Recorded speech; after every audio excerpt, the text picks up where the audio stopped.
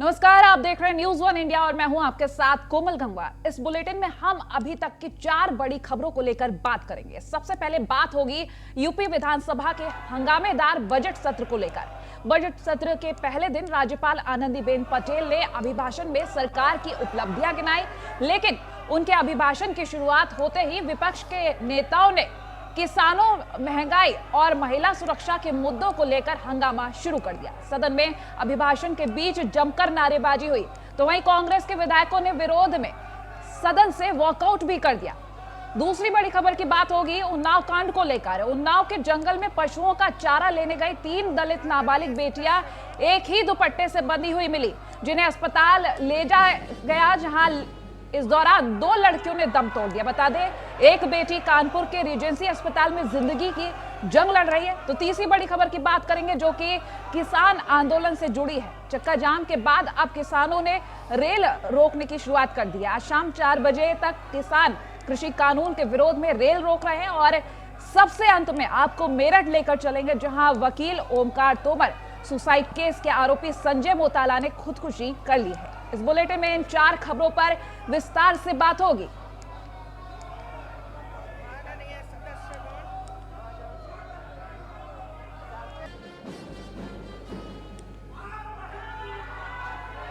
तो ये 4 बड़ी खबरें जिनको लेकर आज इस वक्त हम विस्तार से बात करने जा रहे हैं। जिस तरीके से बजट सत्र शुरू हुआ है, हंगामेदार बजट सत्र रहा, जहां कांग्रेस के नेताओं की अगर बात करें तो हंगामा कर यहां से वॉकआउट किया।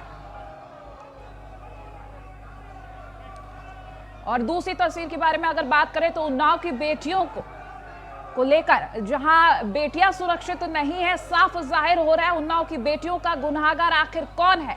3 बेटियां एक ही दुपट्टे से बंधी हुई मिलती है।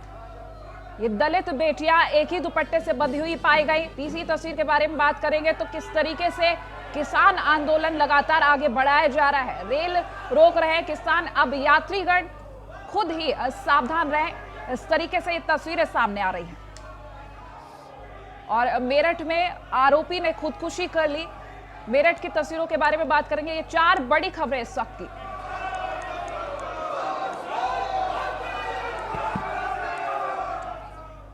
तो खबरों की बात करें तो यूपी विधानसभा के बजट सत्र की हंगामेदार शुरुआत हुई है। बता दें, राज्यपाल के अभिभाषण के बीच विपक्ष के नेताओं का हंगामा सामने आया। अभिभाषण के बीच विपक्ष के नेताओं ने जमकर नारेबाजी की। सदन में राज्यपाल वापस जाओ के नारे लगाए हैं और साथ ही आपको बता दें कांग्रेस के नेताओं ने सदन से वॉकआउट भी किया है। इस दौरान मुद्दा क्या रहा ये भी बता दें। महिलाओं को लेकर, किसान आंदोलन को लेकर ये कुछ मुद्दे रहे जिनको लेकर यहां हंगामा काटा गया है।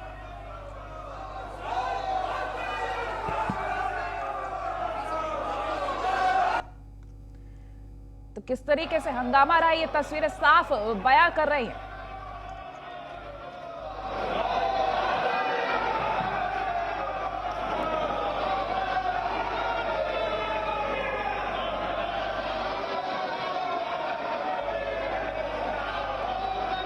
राज्यपाल के अभिभाषण के बीच से ही यह हंगामा शुरू हो गया। कांग्रेस के नेताओं ने यहां जमकर नारेबाजी की है, राज्यपाल वापस जाओ, ये कहते हुए नजर आए। और साथ ही आपको बता दें, जब ये हंगामा हो रहा उसके बाद ये कांग्रेस के नेता वॉकआउट करते नजर आए। तो यूपी विधानसभा के बजट सत्र की शुरुआत हंगामे के साथ हुई है। राज्यपाल के अभिभाषण के बीच विपक्ष के नेताओं का यह हंगामा देखा गया। अभिभाषण के बीच विपक्ष के नेताओं ने जमकर नारेबाजी की। इस दौरान सदन में राज्यपाल वापस जाओ के नारे लगाए गए। साथ ही आपको यह भी बता दें कि नेता, इसके बाद जो कांग्रेस के नेता हैं उन्होंने सदन से वॉकआउट भी किया है।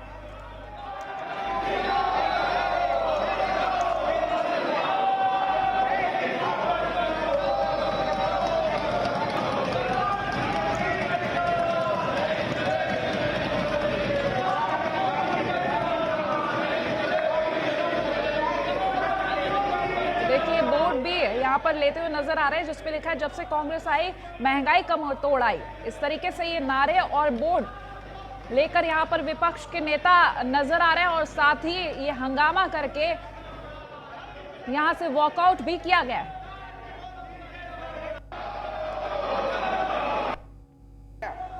प्रदेश में वर्तमान में कोरोना संक्रमण की जांच हेतु सार्वजनिक क्षेत्र में 125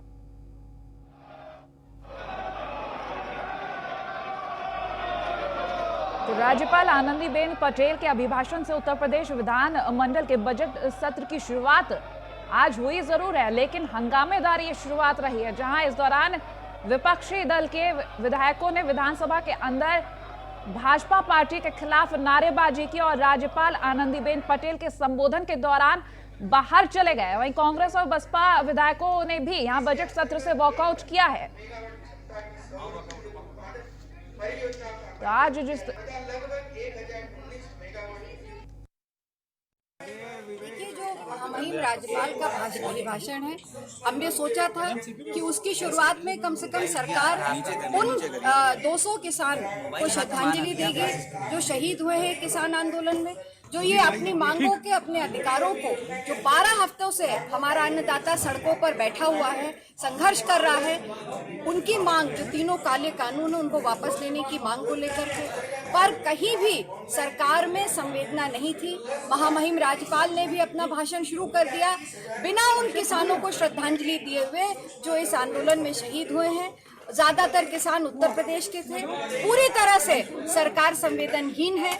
लगातार उत्तर प्रदेश में जो घटनाएं बढ़ रही, कल भी उन्नाव में 3 नाबालिग बेटियों के साथ जो दर्दनाक घटना हुई है, अगर जरा भी संवेदना उत्तर प्रदेश के मुख्यमंत्री में है तो उन्हें बेटी बचाओ बेटी पढ़ाओ का नारा देने वाली सरकार को उत्तर प्रदेश की बेटियों से माफी मांगनी चाहिए।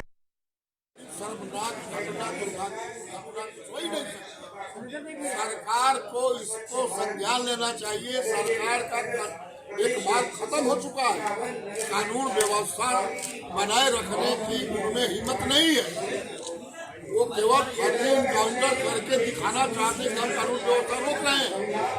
अब इससे बड़ी घटना तो कोई हो ही नहीं सकती। और जो माने उच्च न्यायालय ने कहा कि लगता है कि उत्तर प्रदेश में दंडराज कायम हो गया है, मानी सर्वोच्च न्यायालय ने कहा कि लगता है कि दंडराज कायम हो गया है, और अंतर्राष्ट्रीय मानवाधिकार आयोग ने कह दिया कि महिलाओं के छेड़खानी, बलात्कार और अत्याचार के मामले में उत्तर प्रदेश दुनिया में 1 नंबर हो गया है, भारत 5वें नंबर में है। तो फिर अब क्या पूछना है? तो यूपी विधानमंडल सत्र 2021 कार्यक्रम की शुरुआत हो चुकी है। किस तरीके से शुरुआत हुई, ग्राफिक्स के जरिए बताते हैं। 18 फरवरी से 10 मार्च तक चलेगा विधानसभा सत्र। 19 फरवरी को राज्यपाल के अभिभाषण पर चर्चा होगी। 20 और 21 फरवरी को शनिवार और रविवार के चलते नहीं होगी बैठक। 22 फरवरी को वित्त मंत्री सुरेश खन्ना पेश करेंगे बजट। 23 फरवरी को राज्यपाल के अभिभाषण पर चर्चा जारी रहेगी। 24 और 25 फरवरी को योगी सरकार के बजट सत्र पर चर्चा होगी। 26 फरवरी को हजरत अली के जन्मदिन पर अवकाश के कारण बैठक नहीं होगी। 27 और 28 फरवरी को शनिवार और रविवार के चलते अवकाश रहेगा। 1 से 3 मार्च तक सरकार के आखिरी बजट पर चर्चा होगी। 4 और 5 मार्च को बजट के अनुदान मांगों पर चर्चा और पारण होगा। 6 और 7 मार्च को शनिवार और रविवार के चलते अवकाश रहेगा। 8 और 9 मार्च को बजट के अनुदान मांगों पर चर्चा और पारण होगा। 10 मार्च को बजट और विनियोग विधेयक पास किया जाएगा।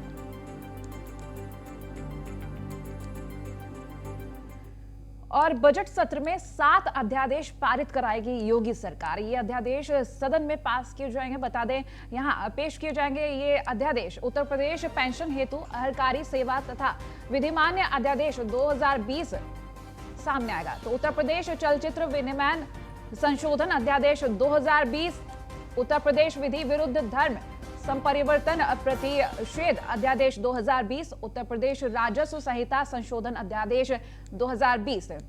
तो इस तरीके से बजट सत्र की शुरुआत हुई है। उसको लेकर आज शुरुआत काफी हंगामेदार रही है।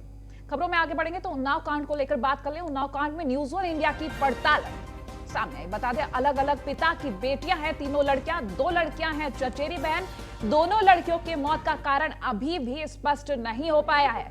पुलिस को पोस्टमार्टम रिपोर्ट का इंतजार है। उन्नाव कांड में पुलिस कई थ्योरी पर काम कर रही है। एक लड़की का भाई मौके पर पहुंचा। उसने बताया है कि लड़कियां बंधी हुई थी, लड़कियों ने खुद जहर खाया या खिलाया गया, ये बिस्रा रिपोर्ट से ही पता चलेगा। फिलहाल घटनास्थल से किसी भी तरह की जहर की पुड़िया या उसके अवशेष नहीं पाए गए हैं। सूरजपाल कोई कैरेक्टर है, उसके लिए घटनास्थल पर किसी ने कहा कि तुम्हें ऐसा नहीं करना चाहिए था। तीसरी लड़की अभी जीवित है। वो बताएगी उन्नाव कांड का पूरा सच लड़की के भाई के अलावा अभी कोई नहीं कह रहा है कि लड़कियों के हाथ पैर बंधे हुए थे। मामले में लड़की की मां और भाई के बयान अलग अलग हैं। ADG law and order Uttar Pradesh Prashant Kumar हमारे साथ इस वक्त जुड़ चुके हैं। प्रशांत जी, सीधा सवाल आपसे, जिस तरीके से तस्वीरें सामने आई है, तीनों लड़कियां एक ही दुपट्टे से बंधी हुई पाई गई, क्या कुछ सामने आ रहा है? हमारे सभी अधिकारी आईजी और एडीजी मौके पे हैं। वहाँ के एसपी ने भी अपना किया है। परिवार जब जो भी बताएंगे हिसाब से हम लोग परिजन में भाई का, लड़के के भाई का कहना है कि एक ही दुपट्टे से बंधे हुए थे, लेकिन अभी पुलिस कर्मियों की तरफ से कुछ साफ नहीं कहा गया है। क्या प्राथमिक जांच के अनुसार क्या कुछ सामने आ रहा है? घर वालों ने सभी बच्चियों को अस्पताल पहुंचाया था। ऐसी स्थिति जो घर वाले कह रहे हैं, हम अभी उसको सही मान के चल। देखिए, स्थिति बेहद नाजुक है, क्योंकि जो लड़कियां हैं एक तो दलित, और ऊपर से ये कांड कोई पहली बार नहीं हुआ है। ऐसी तस्वीरें पहले भी आई हैं और इस वजह से प्रशासन पर सवालिया निशान खड़े होते हैं कि आखिर किस तरीके से बेटियों की सुरक्षा यहां पर की जाएगी। तो यहाँ जिस तरीके से छानबीन चल रही है, लेकिन उससे पहले जो ये तस्वीरें आई है साफ बयां कर रही हैं कि आखिर बेटियां कैसे सुरक्षित रहेंगी। ये जिस तरीके से यहाँ पर तस्वीरें आई, इसके उत्तरों को लेकर अभी भी कई सवाल खड़े हुए हैं। तो उन्नाव में बेटियां सुरक्षित नहीं है। न्यूज़ वन इंडिया पड़ताल कर रहा है कि आखिर किस तरीके से इस तरीके से कांड दोहरा दिए जाते हैं। अलग अलग पिता की तीनों बेटियां जो एक ही दुपट्टे से बंधी हुई पाई गई, अभी तक स्पष्ट नहीं हो पाया कि आखिर इनको जहर दिया गया या इन्होंने जहर खाया। हालांकि आपको बता दें कि घटनास्थल से किसी भी तरीके का कोई जहर का अवशेष नहीं मिला है। फिलहाल बिस्रा रिपोर्ट से स्पष्ट हो सकेगा और पोस्टमार्टम रिपोर्ट आएगी, उसके बाद ही कारण पता चलेगा कि क्या एक्चुअल में वहां हुआ था। तो बता दें, 3 लड़कियां जिनमें से 2 की मौत हो चुकी है, अभी तक उनकी मौत का कारण स्पष्ट नहीं हो सका है। तीसरी लड़की की अगर हम बात करें तो अस्पताल में भर्ती है। कहीं ना कहीं उम्मीद जताई जा रही है कि तीसरी लड़की से पता चल सकेगा कि आखिर उन्नाव कांड का सच क्या है। उन्नाव कांड में पुलिस कई थ्योरी पर काम कर रही है, लेकिन अभी तक कोई भी सुराग हाथ नहीं लगा।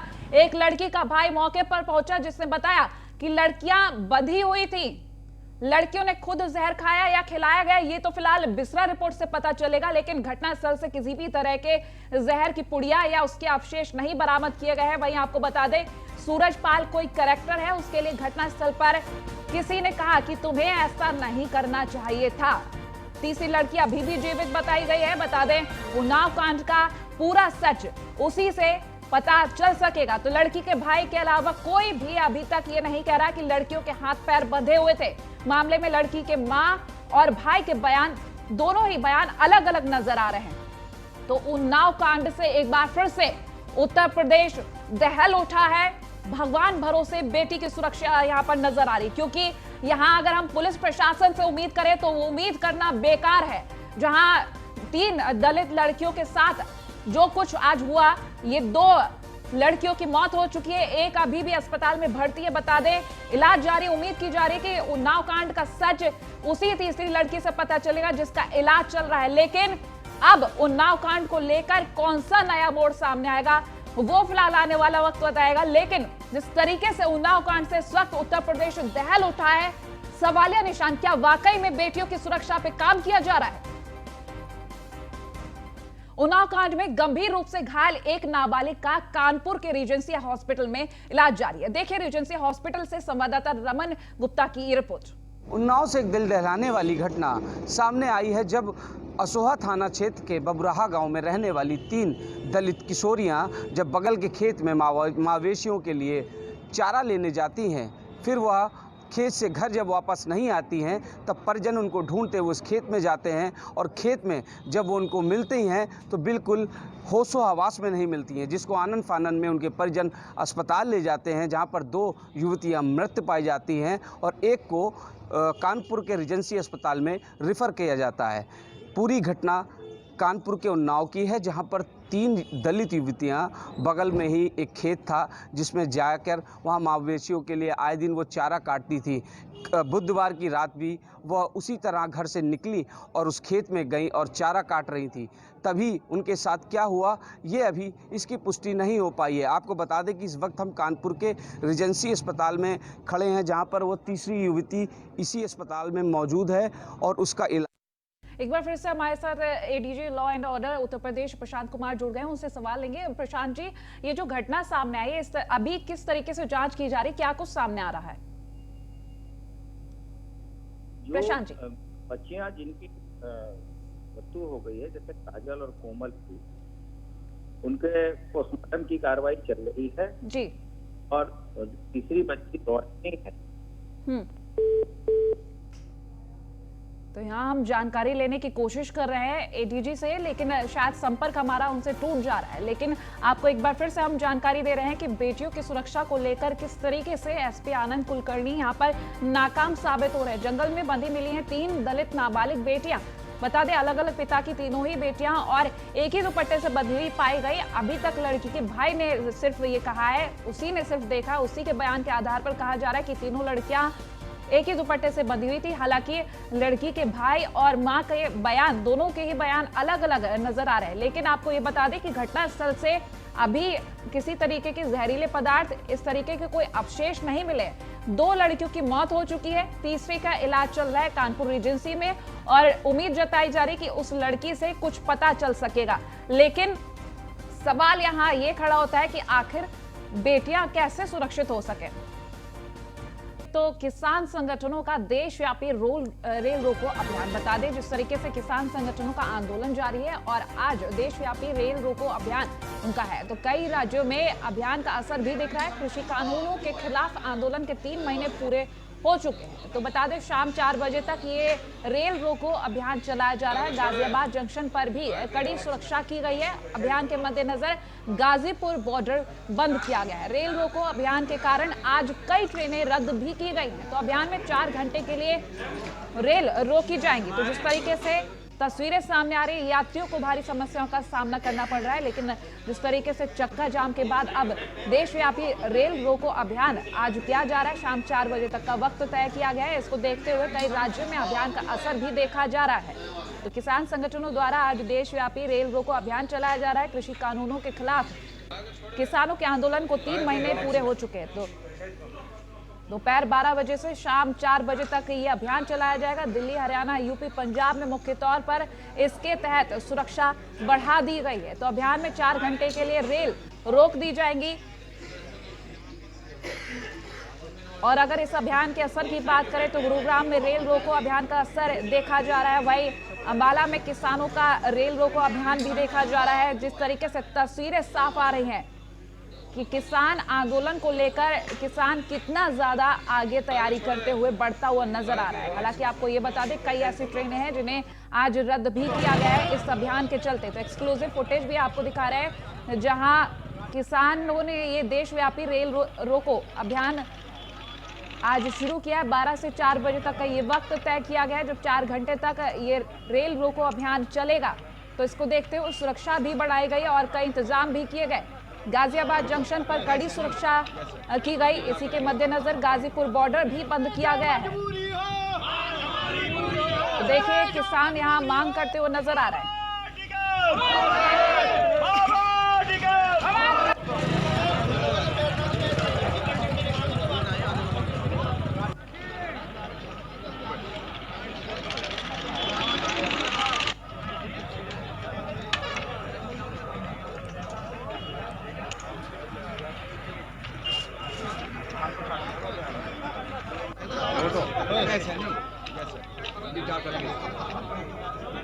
जो मजबूरी हो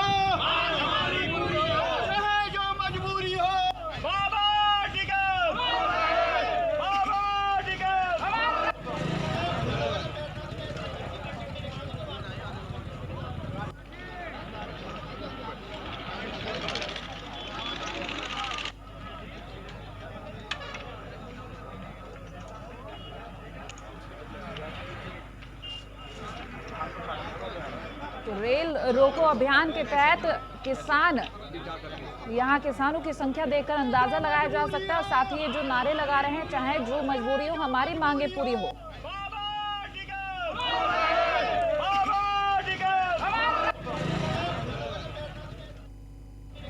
और वहीं मेरठ में अधिवक्ता ओमकार तोमर सुसाइड केस का मामला जो सामने आया। सुसाइड केस में नामजद आरोपी संजय मोताला ने खुदकुशी कर ली है। खेत में फांसी के फंदे से लटका मिला है आरोपी संजय मोताला का शव। संजय मोताला के खुदकुशी के बाद इलाके में तनाव की स्थिति है। तो बता दें, ग्रामीणों के विरोध के बीच पुलिस ने शव को फिलहाल पोस्टमार्टम के लिए भेज दिया है। सुसाइड केस में विधायक दिनेश खटीक समेत 13 आरोपी नामजद हैं। तो वकील सुसाइड केस में यहाँ आरोपी संजय मोताला ने खुदकुशी कर ली, लेकिन जिस तरीके से ये तस्वीरें आपको दिखा रहे हैं, पेड़ से लटका हुआ शव बरामद किया गया है। मेरठ में अधिवक्ता ओमकार सुसाइड मामले में आरोपी संजय मोताला ने खुदकुशी कर लिए। बता दें, 13 आरोपी और है जिन पर नामजद मुकदमा दर्ज है। बता दें, विधायक दिनेश खटीक समेत 13 आरोपी नामजद है। तो फिलहाल पुलिस ने विरोध के बीच जाकर शव को पोस्टमार्टम के लिए भेजा है।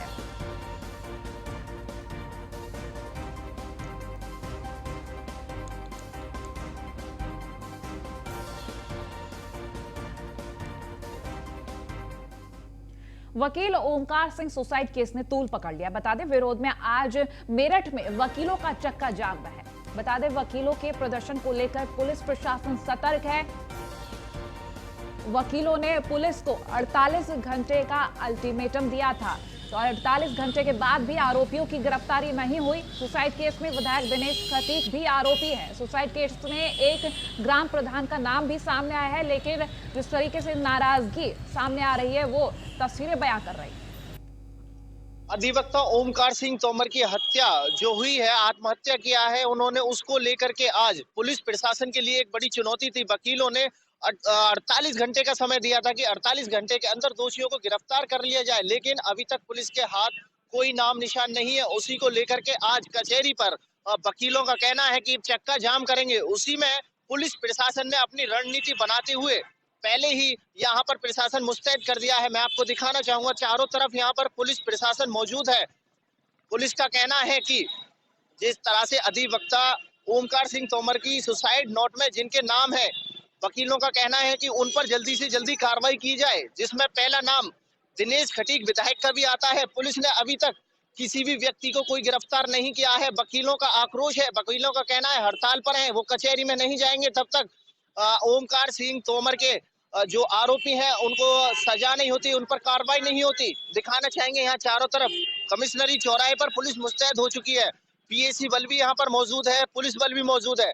दिखाना चाहेंगे जिस तरह से ओमकार सिंह तोमर की जो हत्या हुई है, आत्महत्या की है, उन्होंने 4 पेज का सुसाइड नोट भी लिखा था, लेकिन उस सुसाइड नोट में जिसके नाम है उन पर अभी तक किसी भी प्रकार की कोई कार्रवाई नहीं हो पाई है। उसी को लेकर के आज वकील यहाँ पर चक्का जाम करने वाले हैं। चक्के जाम को लेकर के पुलिस पहले से ही रणनीति बना करके तैयार हो चुकी है। पुलिस पहले से ही मुस्तैद हो चुकी है। मेरे सहयोगी प्रशांत कुमार के साथ अतुल शर्मा की रिपोर्ट, न्यूज़ 1 इंडिया। तो फिलहाल बुलेटिन में इतना ही। देखते रहिए न्यूज़ 1 इंडिया। नमस्कार।